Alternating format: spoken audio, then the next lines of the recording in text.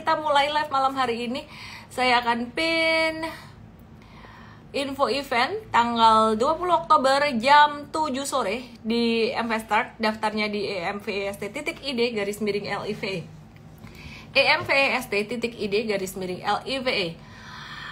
Oke, langsung aja kita bahas saham hari ini. Dan hari ini aku akan banyak membahas tentang apa aja, tentang kebijakan-kebijakan Pak yang akan dijalankan di era kepemimpinan Pak Prabowo dan juga Gibran ya. Terus selain itu aku juga akan bahas tentang sektor CPO dan pastinya juga akan bahas saham-saham yang lain ya.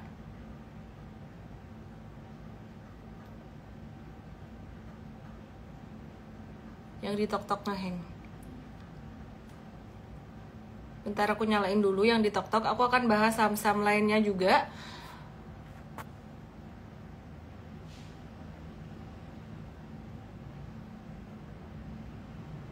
Oke, nyalain lagi yang di tok-tok. Resume live. Langsung aja kita mulai dari IHSG dulu. Kita mulai dari IHSG dulu. Siapa yang siap di sini tulis siap. Ya, kita lihat dari IHSG. Teman-teman yang di tok-tok yang di JT boleh ke Igoy kalau mau lihat chartnya seperti biasa. Udah kangen ya nge-live ya. Udah kangen lihat chart juga. Teman-teman, lihat di sini. Ini IHSG kemarin sempat jatuh lumayan signifikan. Sekitaran 5 sampai 5,7%. Sekitaran 5,7% IHSG jatuh bukan jatuh sih, turun sih. Dari 19 September sampai dengan 7 Oktober itu turun sekitaran 5,7% dan itu sangat normal sekali. Waktu itu driver turunnya dari saham brand dan juga saham-saham big banks. Nah, sekarang ini gimana kabarnya? Setelah sentimen dari China tentang stimulus besar di China ini mereda, market jadi sideways. Kita akan kembali melihat bursa China itu gimana. Aku matiin dulu komennya yang di Igoy biar bisa ngelihat chart lebih jelas. Nah, di sini kita ngelihat bursa China di sini sebenarnya sudah mulai sideways dan kena di resistance 3674. Ini gambarnya kehapus. Oh, sebentar, saya buka layout yang biasa. Ini dia nih. Ini yang masih ingat, garis merah ini adalah garis sakral ya, yang waktu itu kita sempat taruhin bahkan sebelum kejadian. Nah, terus sejak saat itu, sejak di 8 Oktober bursa China dibuka sampai hari ini tuh masih stagnan aja. Nah, ada kemungkinan nggak sih di China ini ada berita bagus lagi sehingga dia akan naik? Ada kemungkinan sih, cuman kayaknya di Indonesia bakalan ada sentimen positif juga yang membuat investor tidak lagi banyak berfokus di sentimen China. Kira-kira kayak gitu. Nah, terus kita lihat ya, nanti tarik-menarik sentimennya tuh mana yang lebih kuat. Nah, kalau di Indonesia ini kita akan mencermati dalam beberapa hari lagi presiden yang baru akan dilantik, yaitu Pak Prabowo dan juga Mas Gibran Raka Buming Raka. Kita akan lihat nanti kebijakannya gimana aja. Tapi sebelumnya kita review dulu market hari ini. Di pasar reguler itu sepi, sekitaran 8 triliun rupiah aja, dan transaksi itu banyak dari saham BRI, Bank Mandiri, dan Astra International. Kemudian di pasar negosiasi itu ada 809 miliar, itu ada saham SMMA, MKPI, dan juga IMAS. Oke, terus hari ini market lumayan aktif tuh digerakkan oleh saham BCA, AMMN, Brand, Unilever, dan juga beberapa saham CPO dan metals. Oke, nah kita mau lihat dulu dari saham big banks ya sebelum saya bahas kebijakan-kebijakan di era Pak Prabowo nanti gimana. Aku mau cek dari saham BCA dulu seperti biasa. Kadang-kadang aku nyalain komennya di Igoy, kadang aku matiin ya, buat aku bisa berkomunikasi, bisa berinteraksi juga dengan kalian. Oke, perhatikan di sini. Ini BCA ya, yang seperti yang saya bilang sebenarnya valuasinya sudah cukup mahal. BCA itu valuasinya sudah cukup mahal, tapi masih bisa naik ke depan. Jika suku bunga diturunkan, dia masih tetap bisa naik ya. Jadi strategi investasinya lebih ke DCA, dollar cost averaging, atau nyicil atau nabung bertahap. Nah, aku matiin lagi komennya. Ternyata banyak yang nanya ASI dan Adaro, nanti ya aku akan bahas ya. Coba pakai question box di kanan bawah teman-teman yang di Igoy, kalau mau nanya like aja pertanyaan temanmu biar nanti yang paling banyak like-nya aku bahas duluan. Aku balik lagi ke BCA. BCA support kuat masih di 10.150 dan garis biru di bawah ini ya. Ini aku ganti aja warnanya karena semua warnanya biru, jadi aku ganti warnanya magenta ya. Jadi warna ini yang warna merah-merah magenta ini digambar sejak sebelum 8 Oktober ini kejadian, atau harga 10.150 ini kejadian ya. Jadi kenapa dapat angka ini? Ini adalah angka yang sangat kuat. Sakral support ini didapat dari 4 September, low-nya di situ, dan kebetulan di 4 September waktu itu juga mantul kena MA 45 di situ ya. Jadi ini low di 4 September lumayan kuat. Kebetulan diuji lagi pada tanggal 8 Oktober, sehingga garis di 10.150 ini bisa menjadi support jangka pendek yang kuat jika teman-teman mau beli dan pengen nawar, pengen diskon gitu loh. Tapi kalau kamu nggak mau nawar, nggak mau diskon, pokoknya beli secara konsisten aja untuk jangka menengah, jangka panjang, itu harga sekarang pun juga nggak masalah.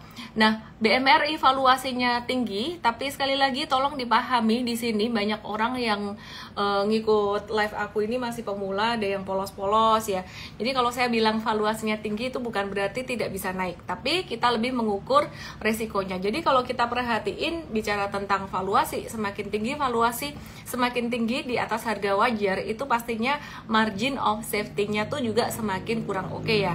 Nah, tapi kalau misalkan ini harga wajar, terus valuasi saat ini tuh masih di bawah harga wajar, artinya masih murah. Sebenarnya ini ada jarak ya, ada margin of safety yang cukup besar ya. Margin of safety itu artinya adalah jarak dari nilai wajar ke harga sekarang, ke nilai sekarang gitu loh ya. Jadi kalau margin of safety-nya cukup besar, namanya juga margin of safety, itu lebih aman dalam tanda kutip. Kenapa saya kasih dalam tanda kutip? Karena tidak semua saham yang valuasinya murah gak bisa turun. Jadi mungkin di sini bisa dipahami bahwa saham valuasi murah bukan berarti dia naik, saham valuasi mahal bukan berarti dia ngerem, udah nggak bisa naik gitu loh. Pokoknya kita cuma mau ngukur aja resikonya. Nah, resikonya gimana sih, maksudnya gimana sih dari saham-saham yang valuasinya mahal ini gimana?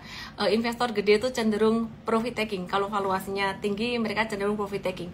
Dan belakangan ini saya melihat bahwa investor besar dan juga hedge fund itu tidak hanya menggunakan valuasi, tapi mereka juga menggunakan harga. Jadi udah cuan sekitaran 10 atau 15% itu mereka bisa profit taking. Kira-kira kayak gitu. Nah, ini BMRI valuasinya sudah cukup tinggi dan secara monthly chart ini juga sudah berada di puncak di sini. Sudah berada di puncak.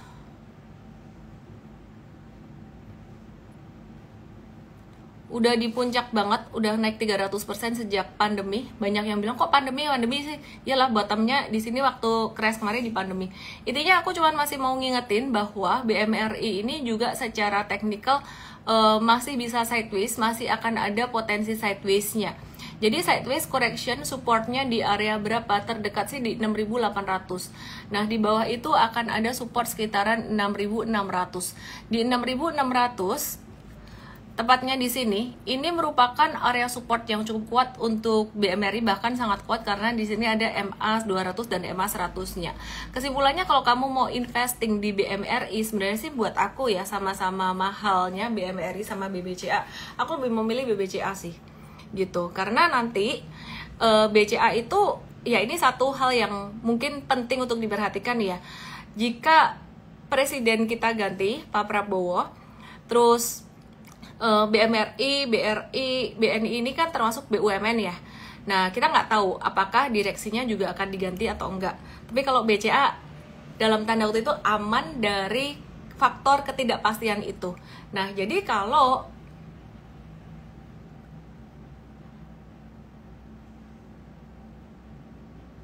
sebentar ya.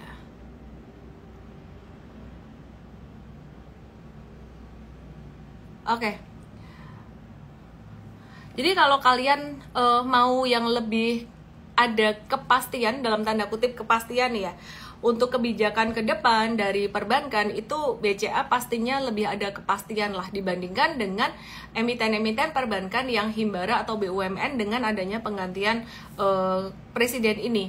Nah, kalau kita lihat ya, ini dari Pak Prabowo sendiri ya, tadi ada satu hal yang saya ingin sampaikan juga bahwa Pak Prabowo ini sepertinya akan mungkin membentuk holding BUMN. Jadi ini kayak Temasek gitu kalau di Singapura ya. Jadi supaya lebih profesional, lebih bagus aja. Nanti kita bahas lagi itu. Ini ada kemungkinan jadi direksi-direksi dari BUMN mungkin diganti, mungkin juga enggak. Oke, sekarang kita akan lihat buat BBRI gimana. Teman-teman bisa lihat di Igoy yang di Tok yang di YT. Bisa tolong lihat di Igoy-nya. Kalau kalian mau lihat chartnya, silahkan lihat di Igoy. Ya, jadi ini BBRI beberapa hari kemarin ini udah balik retrace lagi. Saya setiap kali jalan, setiap kali bahkan kondangan di mall, kondangan pun kalau ketemu orang itu selalu pertanyaannya sama. Pertanyaannya adalah gimana nih saham perbankan turun?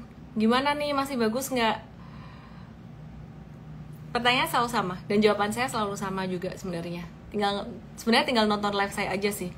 Jawaban saya selalu sama. Sama gimana? Ya masih oke aja. Buat kalian yang di live kalian tahu. Coba ini dijawab. Ini kenapa dia? Apa yang terjadi kemarin dari bulan September ini? Ini adalah profit taking semata. Ya, jadi teman-teman, mungkin aku ngerekap dulu. Buat kalian yang masih pemula ya, kalian mungkin nggak ngerti apa yang terjadi saat ini. Aku rekap dulu aja sebelum aku bahas lebih banyak hal lagi ke depan. Jadi BBRI ini kemarin dari bottomnya sejak 5 Agustus sampai dengan tanggal tertingginya di 24 September ini naik sekitaran 23%. Dan 23% ini cuan segini ini gede banget buat investor gede, buat hedge fund tuh gede. Jadi mereka profit taking. Dan kalau kita perhatikan sekarang dari modal Agustus mereka masih ada cuan sekitaran 6%-an. Kemarin mungkin juga ada yang udah profit taking dikit di sini. Kayaknya kemungkinan untuk turun lagi itu udah kecil. Jadi angka 4.800 ini menjadi support yang menurut saya sih lumayan kuat buat BRI ya gitu. Oke, nah jadi kesimpulannya teman-teman yang mungkin belum punya saham ini untuk investasi jangka panjang, jika kalian mau lirik saham ini buat investasi jangka panjang BRI, dia sedikit mendekati fair value-nya di 4.600. Mahal tapi nggak terlalu mahal banget gitu loh. Sekali lagi kalau kalian nanya lebih cepat naiknya mana antara BRI, BMRI, BBCA, BBNI gitu, kita nggak pernah tahu mana yang paling cepat naiknya. Kalau aku perhatikan kemarin dari Agustus sampai September BRI dan kawan-kawan tuh naiknya tuh kurang lebih sama ya dari 4 perbankan besar ini gitu loh. Jadi sekali lagi kalau saya ngomong valuasi murah itu bukan menilai mana yang akan naik, tapi justru menilai yang mana resikonya cenderung lebih rendah dan lebih disukai oleh investor besar gitu. Nah, jadi kesimpulannya BRI gimana kalau dalam jangka pendek, kalau dalam jangka panjang tadi katanya masih oke gitu ya, valuasinya masih murah. Kalau dalam jangka pendek BRI di sini juga sama seperti teman-temannya cenderung sideways, tapi kemungkinan besar sideways-nya tertahan di support 4.800 dan bisa membentuk pattern double bottom. Sehingga kita melihat bahwa saat ini menjadi level buy yang cukup menarik buat saham BRI. Meskipun demikian teman-teman jangan all in di sini, berinvestasilah dengan nominal yang kamu siap dengan resikonya dan pastinya pakai uang dingin, oke? Nah, soal BRI udah selesai ya. Sekarang aku ke BBNI. Sama halnya dengan teman-teman perbankan besar lainnya, ini BBNI juga sama, dia bakalan sideways juga. Sidewaysnya BBNI ini kemungkinan terkoreksi bisa sampai ke level 5.300an. Jadi koreksi dikit aja atau koreksi kecil aja. Kira-kira kayak gitulah, nggak banyak yang aku bisa sampaikan buat BBNI. Aku melihat dalam beberapa hari ke depan, ini saham-saham perbankan, koreksinya atau sideways-nya bisa berakhir kemungkinan sekitaran tanggal 20 atau 21. Tanggal 20 pelantikan, 21 bisa naik. Tapi ya kalau di M-Trade kita udah punya banyak saham yang tidak hanya perbankan doang, dan di M-Fast juga ya, tidak hanya perbankan besar doang, dan kita udah prepare. Jadi nanti tanggal 20 atau 21 kalau misalkan benar-benar dilantik itu ya mungkin kita tinggal profit taking aja buat saham-saham tradingnya gitu. Kalau invest masih hold ya. Nah tapi maksud saya gini, jangan pas lagi beritanya keluar pas lagi eventnya terjadi kamu baru beli di situ, padahal big money-nya udah mulai profit taking. Itu salah. Contoh kayak kemarin The Fed turunin suku bunga pada tanggal 18 September. Banyak orang yang salah kaprah, tanggal 18 baru beli, terus kemudian malah kena turunan tanggal 20-an mereka investor gede profit taking gitu loh. Nah harusnya belinya tuh udah jauh-jauh hari sebelumnya gitu. Oke, nah terus sekarang aku mau bahas beberapa hal terkait dengan kebijakan dari Pak Presiden Prabowo. Tapi aku mau review secara makro dulu, dan aku mau nge-review dulu kalian banyak nanya saham apa. Silakan di question box di Igoy itu kalian like aja pertanyaan dari teman-teman kalian yang kalian pengen nanya. Ya, yang kalian pengen nanya tuh di like aja. Nanti pertanyaan yang paling atas aku akan bahas duluan. Dan tolong kalau nanyanya satu orang nulis satu saham aja. Karena nanti bias, jadi kalian mention 4 saham, 5 saham, haya. Oke ya, kalau mau nanya 5 saham tuh dipisah-pisah gitu. Jadi sahamnya yang mana dipisah-pisah biar pollingnya lebih oke. Kalau yang beberapa saham ditulis barengan itu aku justru akan bahas mungkin belakangan kali ya. Mengutamakan suara, banyak suara rakyat. Oke, ada berita penting dari Amerika tentang indeks PPI, US Producer Price Index September 2024. Jadi PPI ini mengukur tingkat inflasi di tingkat produsen atau wholesale, bukan di tingkat konsumen. Beda kayak inflasi yang biasanya kita bahas gitu ya. Nah, jadi PPI-nya di Amerika ini turun dari bulan sebelumnya 1,9 jadi 1,8. Tapi ekspektasi dari konsensus analis tuh di 1,6%. Secara bulanan itu juga turun dari 0,2 jadi 0. Dan konsensus analis di angka 0,1. Artinya sebenarnya di bawah konsensus analis. Lebih bagus nggak? Dengan kondisi saat ini kita berharap inflasi turun, maka inflasi MOM-nya atau inflasi bulanannya turun di bawah konsensus analis, ini berarti lebih bagus. Kalau yang tahunan tadi di atas konsensus analis berarti tidak sebagus harapan analis turunnya, karena diharapkan turun.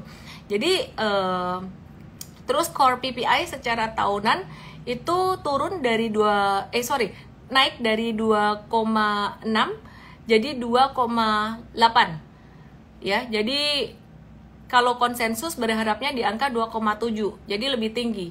Terus secara bulanan yang angka core-nya itu turun dari 0,3 jadi 0,2. Ya udah sesuai dengan konsensus. Jadi ada yang sedikit lebih tinggi, ada yang sedikit lebih rendah dari konsensus analis, artinya ada yang lebih bagus, ada yang kurang bagus dibandingkan konsensus analis, tapi angkanya tidak signifikan, dikit aja, artinya udah oke sih. Nah, sehingga hal ini akan membuat atau memicu The Fed potensi akan menurunkan suku bunga di November sampai Desember, kemungkinannya sekitaran 80%. Beda sama November sama Desember nanti 80-an%. Beda sama di September kemarin kan udah kayak 99% gitu ya. Orang yakin bahwa The Fed mau turunin suku bunga. Yang di Igoy, yang di YT, yang di Tok langsung aja ke Igoy. Nah, jadi ini juga yang membuat banyak investor besar mereka tuh tidak seberani di bulan Agustus kemarin. Mereka spekulasi buy-nya tuh tidak seberani di bulan Agustus kemarin. Nah, mereka melihat banyak saham yang juga udah naik tinggi gitu. Jadi kalau di Agustus kemarin banyak yang turun, malah mereka banyak masuk. Kira-kira kayak gitu. Terus inflasi di China bulan September 2024 ini turun dari bulan sebelumnya 0,6% jadi 0,4% secara tahunan. Sedangkan secara bulanan last month di 0,4%, this month di 0%. Ya, jadi sama dengan harapan dari konsensus. Melandainya inflasi China ini mencerminkan kondisi ekonomi China yang masih lemah sebenarnya, meskipun udah dibantu dengan banyak stimulus, tapi stimulus tuh hasilnya masih belum kelihatan, masih butuh waktu. Nah, jadi kita sih masih optimis ya, ngelihat kondisi China tuh masih optimis ke depan. Loh, kok perekonomian melambat tapi kok optimis, kenapa? Karena semua awalnya dari Amerika. Jika Amerika menurunkan suku bunga, itu akan berdampak secara signifikan, saling ngerembet ke banyak negara lain juga. Kegiatan perekonomian di China, di Amerika di sana banyak banyak pengusaha yang mungkin mereka lebih berani ngambil hutang, mereka doing business, dealing with China, saya nggak tahu deh. Pokoknya bakalan ngefek, ada banyak efeknya juga gitu. Terus aku akan mulai bahas tentang kebijakan dari Pak Prabowo dan juga Gibran yang akan dilantik beberapa hari lagi. Teman-teman yang di YT, yang di TokTok boleh langsung ke Igoy aja. Nanti aku akan kasih lihat chart dari beberapa saham yang potensial. Ya, jadi kemarin-kemarin kita udah ada bahas beberapa hal. Ya, aku mau review lagi.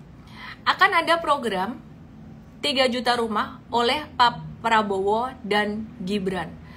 Tapi sebenarnya saya juga masih disclaimer ya. Kenapa? Karena hal ini tuh masih belum dikonfirmasi gitu loh. Jadi kan ini semua masih perencanaan ya. Kita juga masih ngelihat nantilah gimana kenyataannya gimana. Selain program makan siang gratis yang pastinya akan menguntungkan beberapa emiten consumer goods, ini sektor properti sebenarnya banyak angin segar. Dan ada sektor perbankan juga yang diuntungkan dari sentimen ini. Jadi ada program 3 juta rumah Prabowo Gibran ya. Alasannya Presiden terpilih Prabowo Subianto membentuk Kementerian Perumahan ialah untuk meluluskan program ini. Program ini dinilai penting karena katanya buat menekan angka stunting dan memberantas kemiskinan. Nah, rinciannya tuh 2 juta rumah akan dibangun di pedesaan dan 1 juta di perkotaan setiap tahunnya. Jadi di dalam 10 tahun itu bisa terbangun sekitaran 30 juta rumah. Nah, kalian tahu nggak sih, aku nyalain komen ya, kalau banyak project kayak gini, ini kira-kira bagus nggak? Kalau banyak project ini kira-kira efeknya gimana? Efeknya positif. Yang pertama, pasti akan ada perusahaan-perusahaan atau emiten yang listed di bursa yang bekerja sama dengan pemerintah atau mereka mendapatkan proyek ini juga gitu loh. Jadi mungkin mereka bisa diuntungkan dari situ, terutama sektor construction-nya. Nah, tapi ada juga dari sektor perbankan yang diuntungkan, yaitu Bank BTN yang banyak memberikan kredit untuk menengah ke bawah ya. Kalau BCA itu lebih menengah ke atas, dan BTN ini sebagai raja bank yang paling banyak memberikan KPR. Nah, ini ada yang bilang nih, Istad Fergie, dia bilang banyak korupsi. Ada yang bilang sudah pasti salah satu dari 9 naga. Impactnya pasti positif kalau ada pembangunan karena ekonomi bergerak asal tidak dikorupsi gitu ya. Asal tidak dikorupsi. 10 tahun ada yang bilang, Effendi bilang 10 tahun juga spekulasi jika Pak Prabowo masih bisa di 2029. Waduh. Oke, ya jadi kita lihat yuk saham BTN kabarnya gimana. Langsung aja teman-teman yang di TokTok, yang di YT merapat ke Igoy. Kita akan lihat saham BBTN. BBTN ini dia ngedown di portfolio aku sebagai salah satu saham investasi yang lama banget geraknya, lama banget, dan dia termasuk salah satu saham invest juga. Nah, meskipun demikian BBTN ini saya melihat ada potensi di saham ini karena valuasinya masih murah dan sebenarnya ini emiten perbankan yang lebih lekat dengan sentimen dari sektor properti ya. Jadi perhatikan ini saham BBTN beberapa hari terakhir itu udah naik bandingkan dengan saham perbankan yang lainnya. BCA masih sideways, BMRI masih sideways, BBRI sideways, BRIS juga masih sideways, tapi BBTN-nya udah naik lumayan signifikan. Tepatnya kalau tepatnya ya, jangan sekitar ya. Ya, sekitar 10% lah. Sekitar 10% dari bottomnya pada tanggal 7 Oktober kemarin. Kesimpulannya gimana? Saya mau menyimpulkan aja bahwa untuk BBTN ini di dalam jangka pendeknya ini sudah rawan profit taking. Nah, untuk M-Trade sendiri kita masih hold BBTN. Untuk jangka menengah, jangka pendeknya kita sudah profit taking pada tanggal 11 Oktober atau last Friday ya, kita udah profit taking sekitaran berapa persen nih? 4-5%-an, sedangkan untuk jangka menengahnya kita masih ngehold dengan cuan 6-8%. Dan kalau diperhatikan level buy-nya M-Trade itu benar-benar di bawah banget di sini. Ya, jadi benar-benar di bawah banget. Nah, ini adalah level bottom di tanggal 7 Oktober ketika hari terakhir China tutup market waktu itu. Jadi merah-merah di sini kalau kalian perhatikan di 2 Oktober ini merahnya tuh turun karena orang-orang pada panik nih, duit pada ke China, stimulus China geger-geger kayak gitu. Aduh, kalian kalau ngikutin berita pusing deh. Teman-teman lihat di Igoi biar bisa lihat chartnya. Jadi pelajarannya dari sini adalah jangan cuma lihat berita saja, mesti bisa mentranslate berita itu bagaimana. Kalau di trade Anda akan diajarin dengan melihat chart ini. Oke ya. Terus kemudian ini BTN.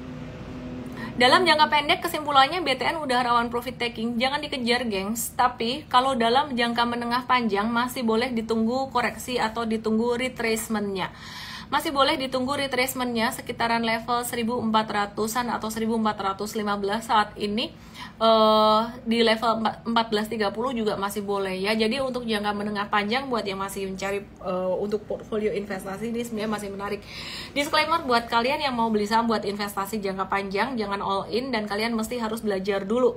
Jangan langsung masuk-masuk aja karena tetap ada fluktuasi jangka pendek. Jangka panjang masih oke, tapi jangka pendek ada fluktuasi. Sekali lagi saya menilai valuasi BTN ini murah, bukan berarti dia akan ngegas-gas cepat-cepat gitu, enggak. Tapi saya melihat bahwa investor besar masih akan potensi melirik saham ini buat jangka panjang gitu. Langsung aja teman-teman belajar tentang investasi saham di Investstart tanggal 20 Mei jam 7 sore. Daftarnya di emvest.id garis miring LIVE, emvest.id garis miring LIVE. Aku suka banget investasi saham ini dan dari tahun 2007 sampai sekarang. Tadinya awalnya aku gambling karena nggak ngerti caranya. Kemudian aku trading dan berinvestasi ya. Nah, jadi aku suka banget di capital market ini karena tidak hanya selain membawa cuan, membawa keuntungan dari pertumbuhan harga saham atau dividen, tapi juga banyak banget wisdom yang aku pelajari dari Mr. Market. Kata Benjamin Graham. Mr. Market. Oke, kebijakan Pak Prabowo yang kedua adalah katanya pajak properti bakalan dikasih diskon total itu sekitaran 16%, yaitu pajak pertambahan nilai atau PPN 11%-nya dan bea perolehan hak atas tanah dan bangunan BPHTB itu 5%. Jadi pajak properti yang dua hal ini akan dihapus. Kira-kira efeknya gimana ya teman-teman semuanya? Jadi ada sentimen positif, ada sentimen negatif nih buat kalian semua ya. Wajib pajak yang di TokTok, yang di YT boleh ke Igoi. Karena apa? Karena pajak propertinya potensi dihapus ya, berencana. Ini belum diketok palu kan. Tapi PPN-nya naik 1% ya, jadi 12% gitu. Jadi katanya ini didanai dari sumber lain. Bisa jadi apa? Dari PPN itu sendiri yang dinaikkan 1%. Bisa juga dari mana? Ini butuh duit semuanya. Jadi program berapa tuh? 3 juta rumah, terus diskon pajak properti, terus makan siang gratis, itu butuh duit semuanya. Selain dari pajak PPN yang naik, dapat duitnya dari pemotongan subsidi BBM.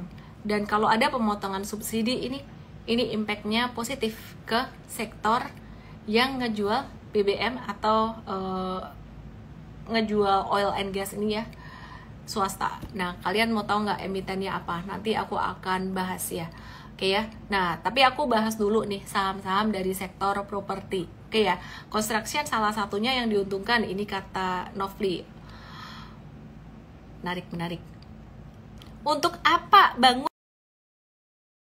Ya, anakku nelpon. Masa anakku nelpon jam segini? Suara nggak mati ya? Biasa kalau ada telepon masuk suaranya terus mati. Pinternya sudut Bintaro. Oke, suara aman yang di Igoi? Saya tanya dulu suara aman gak? Yang di TokTok, yang di YT boleh ke Igoi. Aku mau ngebahas sektor properti. Kok ndredeg miss belum makan toh? Kelihatan tah? Ini aku tremor karena ototku lemah, makanya harus rajin angkat beban. Aman ya? Lanjut. Komen izin aku matikan lagi. Kita akan bahas saham sektor properti. Yuk kita lihat saham BSDE bagaimana kabarnya nih saham BSDE.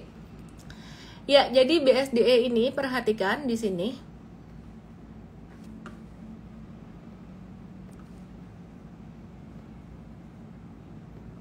Ini dia lagi ngebentuk symmetrical triangle. Banyak orang yang bilang symmetry itu persis kayak pennant ya, kayak pattern pennant. Sebenarnya enggak sih, beda. Kalau symmetrical triangle ini kayak apa ya? Dia tuh lebih gede gitu. Oke, ini lebih gede. Dia didahului dengan uptrend juga. Dan kalau kita lihat dia target atau objectionnya setinggi apa, kita hitung dari sini.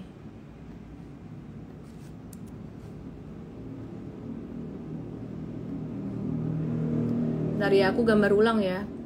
Lihat di Igoi teman-teman, lihat di Igoi. Oke, aku coba clone. Nah, ini objection. Orang bilang target, tapi aku sebenarnya nggak target sih. Proyeksi aja kali ya. Bisa sampai 1465. Valuasinya BSDE udah nggak, dia masih lebih murah lah daripada banking lah ya, tapi nggak yang semurah di bulan Agustus kemarin, di bulan Mei, nggak semurah di bulan Mei kemarin, naiknya udah lumayan lah. Ini dalam jangka pendek, ini ada resistance kuat sekitaran level 1420-an sampai 1465, dan itu bisa menjadi resisten juga dari target atau projection dari pattern symmetrical triangle-nya. Nah, kalau ngelihat secara jangka pendek sih BSD ini kemarin baru aja breakout dari pattern symmetry-nya ini yang garis merah-merah. Teman-teman yang di TokTok, yang di YT boleh ke Igoi untuk bisa lihat chartnya. Ya, jadi dia baru breakout dari garis merah-merah ini. Terus projectionnya bisa ke mana, sekitaran 1415 sampai 1460-an. Terus selain itu selain BSDE ada apa lagi? Ada CTRA. Kita lihat ada CTRA ya. CTRA di sini ini kemarin juga breakout, tapi perjalanan masih panjang buat CTRA. Ada banyak resistance di sini. Aku sih lebih saranin buat investing aja buat kalian yang nggak di M-Trade, karena kalau trennya sideways kayak gini, ini buat trading nggak mudah. Jadi kalau di M-Trade kan kalian dipandu ya, dibantu. Kalau kalian nggak ada M-Trade, nanti kalian bingung, kalian cut loss, naik, kalian beli, turun ya. Jadi kalau marketnya sideways kayak gini, ini mesti dibantu M-Trade teman-teman. Yang di TokTok, yang di YT bisa ke Igoi. M-Trade adalah penasihat investasi berlisensi OJK, lebih ke trading sih M-Trade. Kalau M-Fast lebih ke investasinya gitu ya. Oke, terus kemudian bisa kita lihat next resistance-nya buat CTRA ini ada di 1470. 1470 tuh dapatnya dari mana? Angka 1470 ini sebenarnya resisten yang sangat kuat sekali. Nih aku mau kasih garis di monthly chartnya, karena di dailynya dia nggak kelihatan lagi. Aku mesti scroll ke kiri jauh banget. 1470 itu dia ada high pada bulan Februari 2017 ya. Jadi di Februari 2017 di sini sekitaran 1450-1470-an. Sebenarnya nggak usah nunggu kena 1470 dari level 1400-an sekarang ini juga udah resistance yang cukup kuat buat CTRA. Kesimpulannya apa sih sebenarnya? Kesimpulannya sebenarnya bulan depan, di bulan Oktober, kemungkinan akan ada koreksi sedikit, normal correction. Karena ngelihat chart dari CTRA sendiri, ini contohnya ya, dari Oktober, November, Desember, Januari, Februari, Maret 2024 ya. Jadi dari 2023 Oktober sampai Maret 2024 ini kan naik tinggi ya kan. Terus habis itu ada turun 2 bulan. Nah, abis itu bottoming di Juni 2024, ini naik lagi, kurang lebih patternnya mirip kayak Oktober sampai Maret 2024, tapi ini Juni sampai Oktober. Perhatikan ada naik 1, 2, 3, 4, 5, 6 bulan. Ini udah naik sekitaran 5 bulan. Mungkin nanti Oktober akan jadi bulan ke-6. Jadi aku kalau trading nggak pakai patokan window dressing kayak gitu-gitu. Aku lebih ngelihat chart itu gimana ya gimana. Nah, kesimpulannya untuk CTRA ini di bulan November justru malah hati-hati. Di Oktober masih bisa ada naik dikit, tapi di November justru malah harus hati-hati. Kira-kira kayak gitu. Nah, terus kemudian Kita tadi belum lihat monthly-nya BSDE. Aku suka banget ngeliatin monthly chart, terutama buat saham-saham yang udah naik signifikan. Nah, BSDE sedikit berbeda dengan CTRA. BSDE itu naik kencengnya cuman 2 bulan aja. Kalau CTRA ada beberapa bulan, jadi dia lebih pelan gitu. Juli dan Agustus naik kencang, terus di September kemarin udah normalize dikit, udah turun normal, dan sekarang juga masih dalam masa sideways-nya. Jadi kesimpulannya BSDE sebenarnya masih secara teknikal itu, secara monthly chart masih nggak terlalu ketinggian. Oke, mari kita lihat buat saham yang berikutnya, Summarecon dan juga Pakuwon, gimana kabarnya. Nah, ini Summarecon juga udah naik lumayan tinggi. Secara monthly chartnya udah tinggi, kita sih masih trading untuk jangka pendeknya, tapi kita udah mulai berhati-hati atau mulai waspada. Untuk bulan depan ini kemungkinan akan ada normal correction. Sama seperti CTRA tadi, perhatikan di 2023 ini juga sempat dia dari bulan April, Mei, Juni, Juli, Agustus dia naik tinggi, abis itu jatuh. Ya, perhatikan naiknya 5 bulan, jatuhnya 2 bulan. Kayak gitu. Ini juga sama 1 2 3 4 5. Nah, kemungkinan nanti akan ada normal correction justru kemungkinan di November atau Desember. Intinya kita waspada aja, kalau udah di setinggi itu kita jangan buru-buru masuk. Teman-teman yang di TokTok yang di YT boleh ke Igoy yuk. Igoy aku namanya @ellenmay_official. Nah, perhatikan Pakuwon Jati ini mirip dengan CTRA dan SMRA 1 2 3 4 bulan naik berturut-turut, beda dengan BSDE. BSDE naik 2 bulan berturut-turut terus kemudian ada sideways-nya. Intinya semua saham yang naik terus dia mesti ada sideways-nya. Nah, Pakuwon ini kalau secara monthly dia udah naik 4 bulan berturut-turut, jadi butuh ada sideways dikit, normal gitu. Nah, kalau di daily-nya pattern-nya kayak gini. Jadi dia udah patah tren jangka pendeknya sejak 2 Oktober kemarin. Jadi nggak heran kalau di M-Trade kita ada profit taking. Dan kita sekarang lagi wait and see ya. Kenapa ya? Karena monthly-nya ketinggian. Banyak orang yang nggak pernah memperhatikan monthly chart ya, tapi monthly chart penting banget. Dan Pakuwon Jati ini termasuk salah satu saham yang ngasih cuan lumayan banget buat M-Trade, sekitaran 28-31%. 28-31%. Siapa di sini yang cuan bareng M-Trade? Tulis M-Trade. Oke ya. Jadi kesimpulannya, emiten apa sih yang paling diuntungkan dengan adanya kebijakan pajak properti ini bisa mendapat keringanan sekitaran 16%. Jadi penghapusan pajak properti sekitar 16% ini yang diuntungkan apa aja? Ada LPKR, CTRA dan SMRA ya. Oke, nah jadi yang diuntungkan itu adalah emiten properti dengan portfolio properti kurang dari 1M dari total marketing sales 6 months 2024 itu ada LPKR, CTRA dan SMRA. Sedangkan BSDE, Pakuwon, PANI, ASRI itu umumnya menyasar konsumen menengah ke atas. Oke ya. Wih, thank you banyak yang udah cuan bareng M-Trade. Itu 28-30%. Cuan berapa lama? Oke, ada yang nanya, mari kita lihat. Itu berapa lama ya? Dari Juli sampai Oktober. Good question. Juli sampai Oktober sekitaran hampir 2 bulan. 2 bulan kurang seminggu lah ya. Oke, sebenarnya ada yang naiknya lebih tinggi. Mari kita intip bagaimana dengan PANI. Jadi tidak semua diuntungkan dari kebijakan diskon 16% ini ya. PANI ini udah mulai rawan profit taking. Di M-Trade masih cuan, dan PANI ini cuannya lebih ngeri lagi, lebih sakti lagi. Ini aku mau lihat saham PANI yang kita masih hold. Ini cuannya cepet hun alias 106-108%. Ini bukan trading recommendation karena di M-Trade justru sudah mulai siap-siap untuk profit taking. Dengan melihat pattern hari ini seperti hari ini ada potensi saham PANI ini akan membentuk double tops ya. Jadi kita sudah mulai waspada untuk profit taking, dan cuannya udah mencapai 100%. Jangan kepengen ya, kalau kepengen belajar dulu bareng M-Trade, jangan langsung beli-beli sahamnya, bahaya. Oke ya. Aku mau move ke saham ASRI juga. ASRI itu sempat jadi trending juga beberapa waktu yang lalu dan kasih kita cuan sekitaran 50%. Nah, saham ASRI ini kemarin sempat breakdown sekitar di tanggal 20 September volumenya tuh lumayan gede dan kita ada exit di cuan sekitaran 50% buat ASRI. Bagaimana dengan kabarnya saham ASRI saat ini? Masih bisa nggak sih di watch untuk buy lagi? Lihat di sini sekitaran nggak ada 2 bulan juga kebetulan, tapi ini nggak jadi patokan. Mungkin kalian ada masih pemula bisa mengambil satu kesimpulan, oh berarti cuannya segituan ya beberapa bulan. Enggak, tergantung musim. Kalau musimnya musim durian ya dapat enaknya durian. Kalau lagi musimnya musim apel ya dapat enaknya buah apel. Ngerti lah maksudnya ya. Jadi tiap sektor itu beda-beda gitu.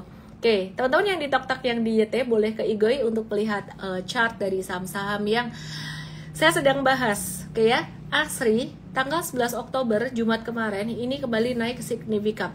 Hari ini tadi ada beberapa orang yang bilang ASRI-nya rontok. Enggak lah, turun berapa persen sih? 2,52% dibandingkan dengan naik 13%. Tapi M-Trade belum masuk. Kenapa?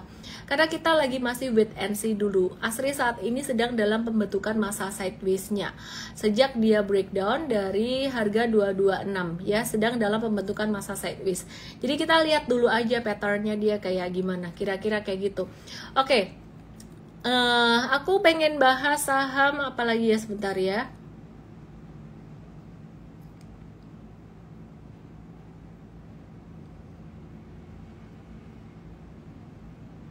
Sebentar. CTRA tuh diuntungin dari kebijakan-kebijakan tadi. Dia paling diuntungkan dibanding dengan BSDE, P1, dan SMRA. Di MVest udah cuan up to 60%, sekitaran 30-60% buat 4 saham tadi, BSD, P1, SMRA, CTRA. Oke, aku mau bahas kebijakan apalagi. Pak Prabowo katanya bakalan menyulap kelapa sawit, bukan kepala sawit ya, nyaris salah ngomong. Kelapa sawit dan batu bara jadi BBM. Thank you Heri Setiawan, ngikutin saya dari dulu katanya, dari baca buku yang pertama. Oke, yuk kita langsung aja lihat di Igoi, teman-teman yang di TokTok yang di YT Igoi, aku @ellenme_official. Lihat di sini saham-saham CPO gimana kabarnya dan sentimen ini kira-kira gimana sih detailsnya. Ya, jadi Pak Prabowo itu pengen mengkonversi kelapa sawit dan batu bara itu jadi BBM sehingga Indonesia bisa mencukupi kebutuhan energinya sendiri itu tanpa impor dari negara lain. Maunya sih kayak gitu ya. Nah, ini juga untuk mengantisipasi harga minyak dunia yang potensi terus naik akibat perang di negara-negara produsen khususnya di Timur Tengah gitu. Nah, sekarang ini udah ada nih teknologi yang bisa ngubah kelapa sawit jadi solar atau biodiesel. Bahkan Pak Prabowo ini yakin ya, katanya bisa membuat hingga di 100 atau 100% berasal dari bahan nabati gitu. Sedangkan buat batu bara sendiri bisa dikonversi jadi BBM dan pengganti LPG. Nah, jadi hal ini tuh positif buat saham-saham dari sektor CPO yaitu AALI, LSIP, DSNG, dan saham batu bara yaitu PTBA, Indi Bumi, dan Adaro. Ada sedikit informasi juga untuk AALI dan LSIP, ini semua penjualan CPO-nya lebih ke dalam negeri, jadi lebih akan potensi diuntungkan dari sentimen ini. Cuman aku mau kasih disclaimer ya, sentimen-sentimen kayak gini tuh kita perlu confirm lagi dengan chart ya, dengan harga saham yang saat ini tuh bagaimana. Jadi jangan cuman berdasarkan berita kayak gini terus kamu matiin live-nya atau mungkin malah langsung WA broker kamu terus langsung beli saham ini buat besok. Tetap harus belajar dulu. Yuk kita lihat buat saham sektor CPO-nya gimana kabarnya. Yang di YT, yang di TokTok boleh ke Igoi untuk bisa ngelihat chart dari saham CPO. Oke ya.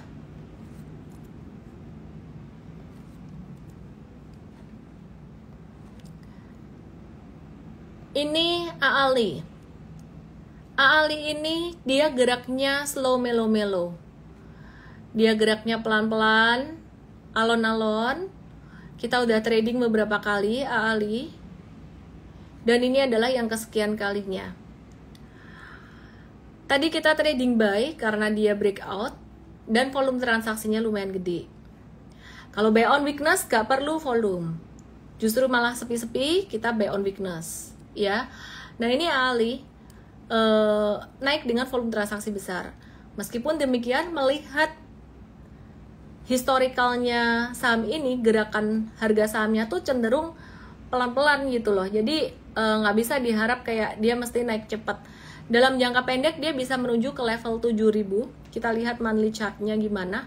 Nah meskipun dalam jangka pendek ini bentuk anak tangganya dia masih sangat bagus sekali. Ini perhatikan ya, Ali ini bentuk anak tangganya masih sangat bagus sekali. Mungkin kalau ada teman-teman yang pakai strategi Darva, strategi anak tangga, ini kelihatan bagus. Saya akan kasih lihat di sini teman-teman yang di tok-tok yang di YT boleh ke Igoy. Ini aku kasih lihat ya, ini anak tangga 1, terus ini anak tangga kedua, ini anak tangga yang ketiga, sempat breakdown dikit. Ini aku gambar anak tangga yang ketiga.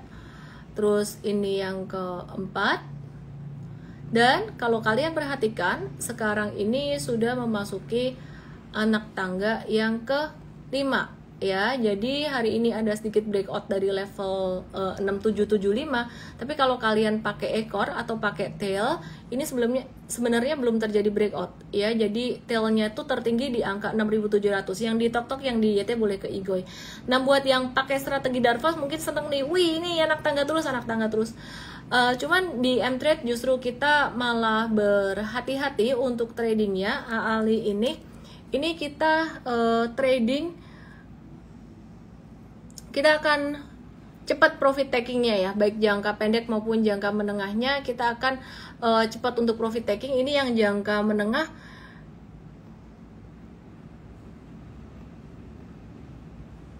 ya, kita akan cepat profit takingnya. Perhatikan di sini. Kenapa? Karena kita lihat secara monthly chart ini juga mirip sama saham-saham properti tadi ya. Jadi ini udah naiknya selama 1, 2, 3, 4 bulan berturut-turut, 4 bulan berturut-turut ya. Ini udah dekat resistance di level 6.900 sampai 7.000. 69 sampai 7.075 ini resistance kuat di sini. Apalagi ini ada MA20 di monthly chart. Jadi ini sebenarnya lebih ke jangka pendek, trading jangka pendek. Nah, sekarang kita akan lihat buat LSIP dulu namanya London Sumatra Plantation, sekarang jadi perusahaan perkebunan London Sumatera. Kita akan lihat di sini. Kita lihat ya. Nah, M-Trade masih ada.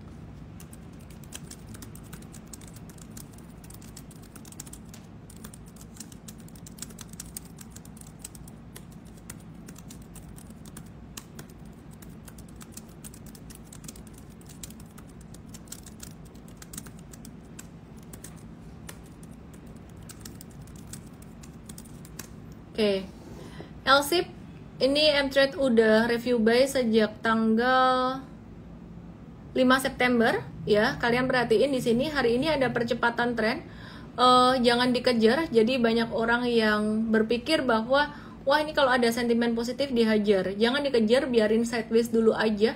Seperti halnya Ali, ini secara monthly chart dia juga naiknya udah ketinggian. Nah, jadi aduh, iki sopo to iki tim coach, jangan pakai ini ku, woi.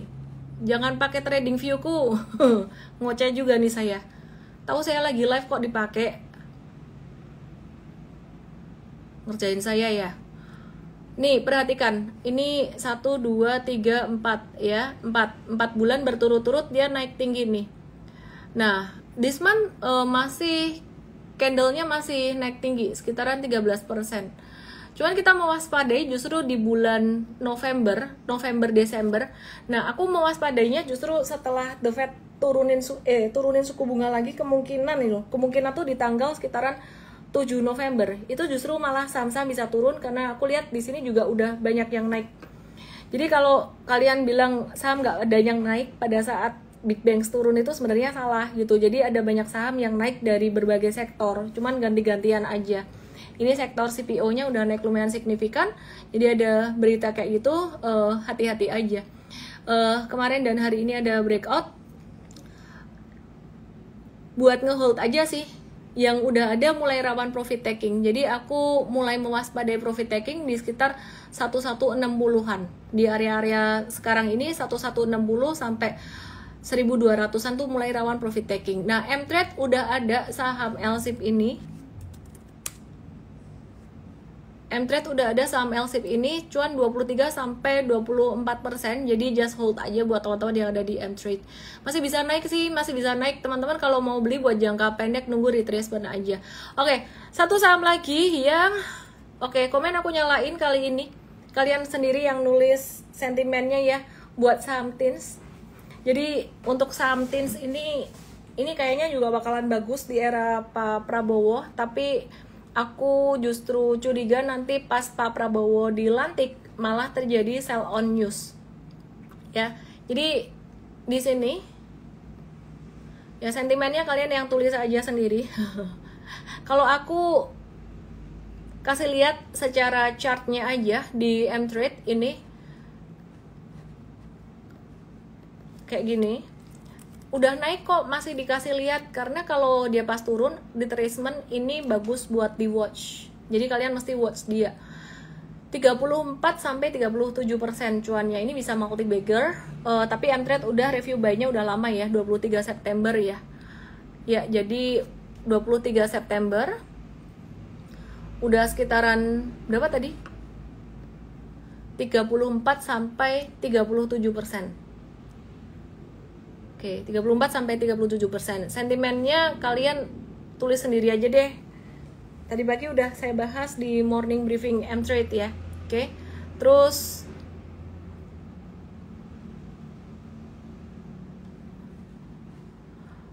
what to do buat kalian yang belum punya, tunggu retracement. Retracement saya masih belum bisa kasih harga atau angka retracement karena ini belum ada high-nya.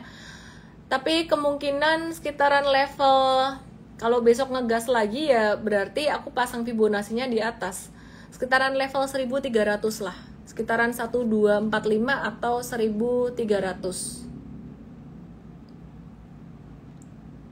Oke. Terus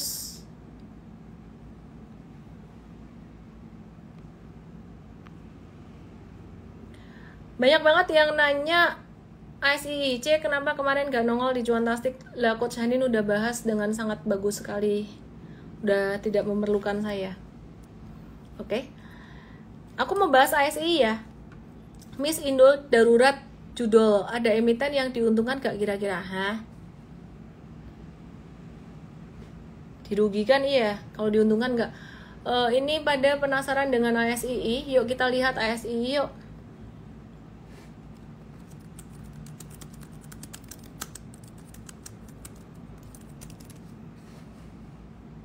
Kita lihat ASI ya.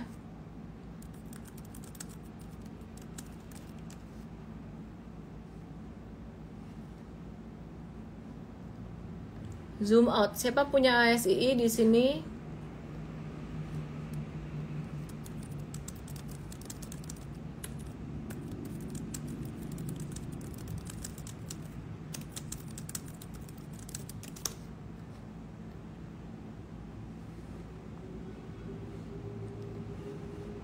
Oke, aku gambar dulu. Yang di TokTok, yang di YT boleh ke Igoy buat lihat chartnya.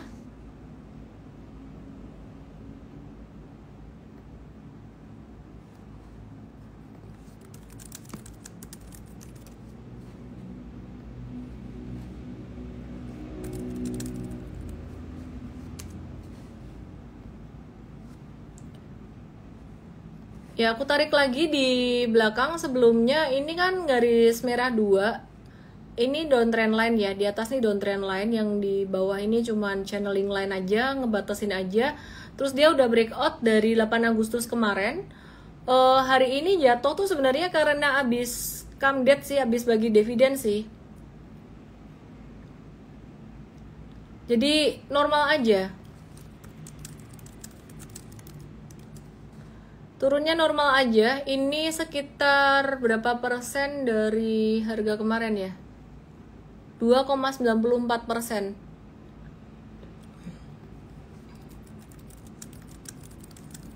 Nggak jauh beda sama dividen yieldnya dia. Ya, jadi sekitaran 1-2% juga dibandingkan dengan harga terakhir saat ini. Turunnya nggak akan jauh kok. Kalian yang penasaran dengan ASII, dia turunnya nggak akan jauh.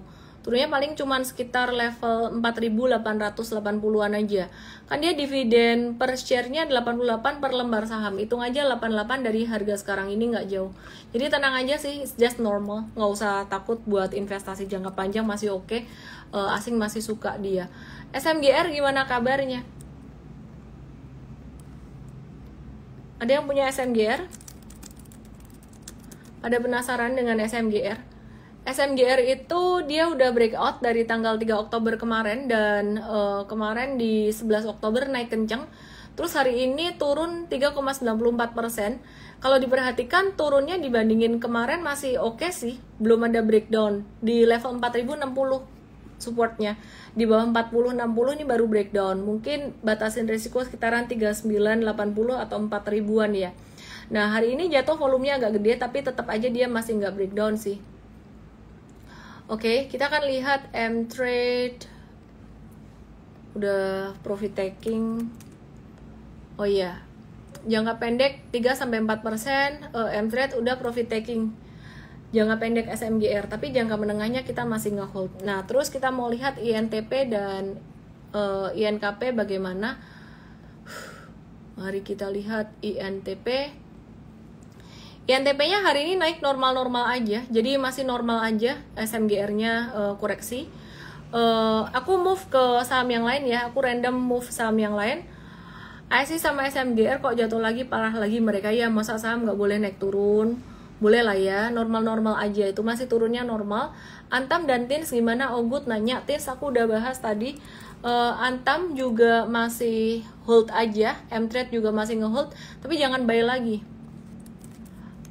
Nah, Antam M-Trade hold 17-19%, tapi kalau misalkan besok dia merah, kita profit taking. Jangan ngomel ya yang di live nggak dapat update real time ya. M-Trade-nya ini masih cuan sih di Antam, jadi cuan banyak M-Trade belakangan ini.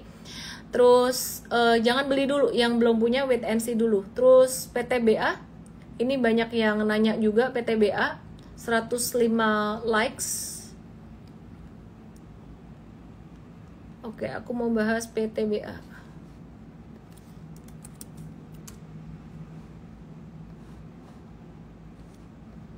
Hari ini PTBA breakout kecil dari level resistance-nya di berapa tadi ya? 3080. Ini ada pattern symmetrical triangle. Kalau ada yang bilang, "Oh, ini pattern flag." Boleh juga. Ini pattern flag, pennant ya, oke lah. Cincai lah, cuma nama pattern doang, yang penting cuan ya. Ini dari segitiganya kalau kita lihat projection target sekitaran 3250, kami tidak target, kita ngeflow aja. Jadi sebenarnya masih oke buat PTBA-nya. Terus aku move ke pertanyaan berikutnya, BRI, Pegas, ESA, Lubis. BRI udah dibahas, Pegas dan ESA aku coba review. Pegas di sini masih ngehold aja sih, posisi nanggung, jangan beli. Banyak saham yang lagi posisi nanggung, banyak saham posisi di atas untuk komoditinya. ESA wait and see, breakdown dari 925, batasi resiko atau stop loss. Tapi pasnya mungkin sekitaran 905. Jadi jangan dipasin di 925 karena 925 itu support, dia bisa mantul di situ. Oke, terus Breeze dari Bayu Silvatra dan kawan-kawan, 82 pendukung, 82 yang like. Antam mau naik sampai berapa? Suhaibi nanya. Bentar. Breeze-nya kita ngelihat masih bakalan sideways. Jangka menengah masih oke, menengah panjang masih oke, jangka pendek sideways ya. Jadi kita ngelihatnya nanti kalau ada sentimen positif, The Fed mau turunin suku bunga atau Pak Prabowo mau dilantik, ini bisa naik. Oke, tapi M-Trade sekali lagi udah review buy-nya udah kemarin-kemarin, jadi bukan sekarang ini. Suhaibi Imam, Antam naik sampai berapa? Kita punya satu prinsip, let the sky be the only limit. Artinya kita nggak pernah mau ngebatasin saham itu naik sampai level berapa, tapi kalau udah semakin di atas kita semakin mengurangi level beli kita gitu. Jadi kalau semakin di atas itu semakin nggak beli, kira-kira kayak gitu. Oke, terus ASII udah dibahas tadi. Ini Van Gruns minta ACES, Tadi ada juga di awal live yang minta dibahas saham ACES, normal aja, just sideways normal, nggak normalnya kalau turun di bawah 860 gitu. Terus Hexa, ASII, Auto, ITMG. Hexa, haya, goodbye my love ini. Not my love juga sih. Jauh-jauh ya. ASII udah tak bahas tadi. Auto, dia kayaknya ada pembagian dividen juga, bakalan koreksi normal kalau ada pembagian dividen. Terus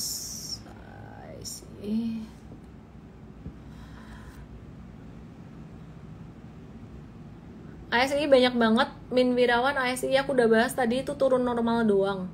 Buat investing masih oke lah ASI, masih oke ya ASI ya. Adaro gimana yang mau RUPS? Rapat umum pemegang saham.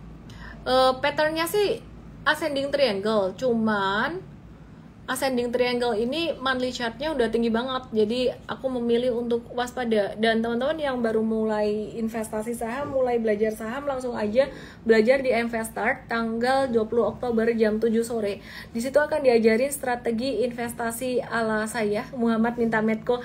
Aku bahas Medco di Igo ya Muhammad ya, kalau di YT nggak bisa kelihatan chartnya.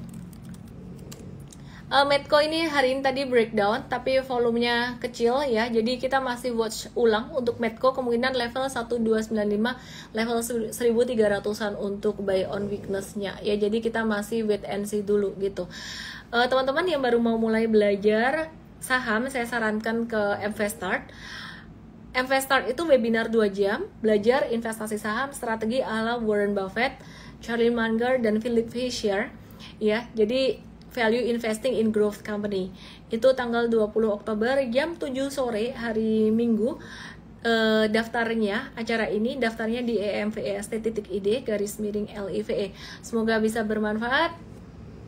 Mvest ada program, salah satu program pengembangan dari Mtrade, yang Mvest lebih ke long term investing, Mtrade lebih ke trading, dan kami adalah penasihat investasi berlisensi OJK. Semoga bisa bermanfaat apa yang saya bagikan buat teman-teman yang belum bisa beli layanan bimbingan secara intensif atau premium di Mtrade. Mungkin dari live ini semoga bisa banyak terbantu karena saya banyak kasih free di sini. Itu aja teman-teman semuanya. Happy cuan, salam profit, stay healthy, stay happy. Dadah.